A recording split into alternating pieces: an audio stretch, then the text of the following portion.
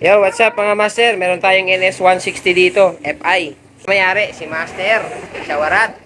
So mga master, nandito sa shop natin si NS160. Ang problema, ito ang nangyayari. Yan. Nabutas yung kanyang tangke sa ibabaw. Ayan o, kinalawang, kinaya ng kalawang nabutas. Nagandahilan lang nito mga master. Nabarahan itong drain ng tubig dito sa tangke. So, nangyayari, itong butas na ito, mga master, kung hindi nyo alam, diretso yan dito, tagos yan sa ilalim. Ayan o. Yan, yung drain na yan, magkadugtong yan mula dyan sa ilalim hanggang dito sa itaas. Yan.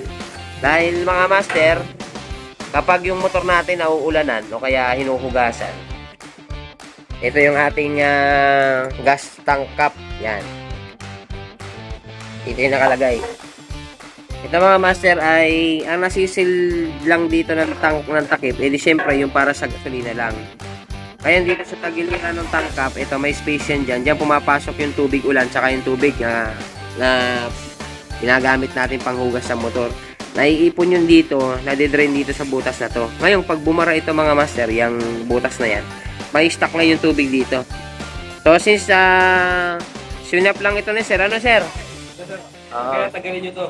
Ayan, swinap lang ito ni sir dun sa dati niyang motor, nakuha niya, kaya lang, barado na yung drain. Ito yung pinakanlagayan ng tank cap, tornilyuhan. So, ang gagawin nyo dito mga master, gagrinderin nyo lang yung pinag-weldingan niya, naka-spot weld lang yan, tapos matatanggal nyo na siya.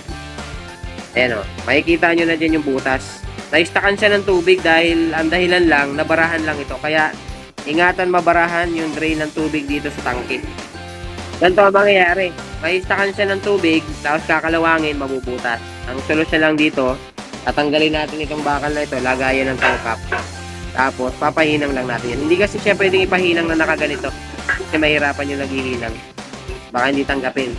Kaya ang gagawin dyan, i-asset hinihinangin. So, ang tip lang mga master, laging yung i-check kung barado o hindi na yung drain ng tubig dito sa tangke. Pag bumara na, dudukdukin nyo lang ng kahit anong mahaba, like wire, welding rod, para matanggal yung bara. Ayan mga master, gamit itong ating rust remover. Yan. Ganyan dapat kalinis yan bago ipahinang. Mga master, ang daming butas. So, 1, 2, 3. Yan. So, ganyan ang mangyayari master pag hindi kayo aware dun sa butas na yan. Kailangan din siya mababarahan. Lagi nyo i-check. Ayan mga master, papahinan na natin dito kay Mang Nonoy, Master Nonoy. Ayan. Yung butas na yan, malaki yan. Ito, pati ito. Hindi yan. Drain yan, drain yan. Yun nasa tabi. Yun lang. Tsaka ito.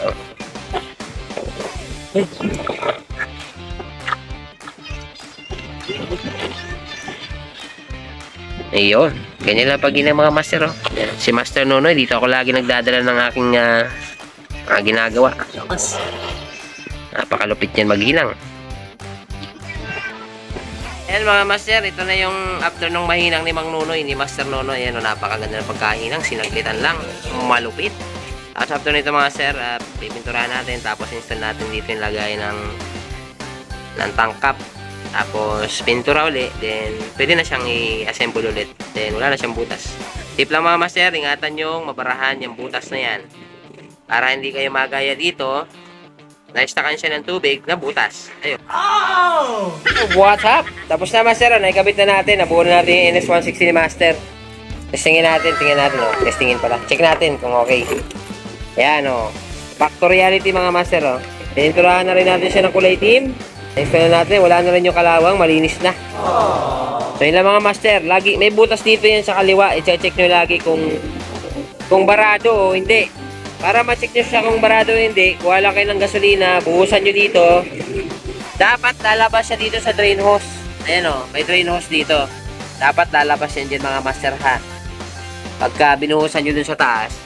Pag wala siyang lumabas mga master doon, wala dito papunta sa ibaba, ibig sabihin barado siya.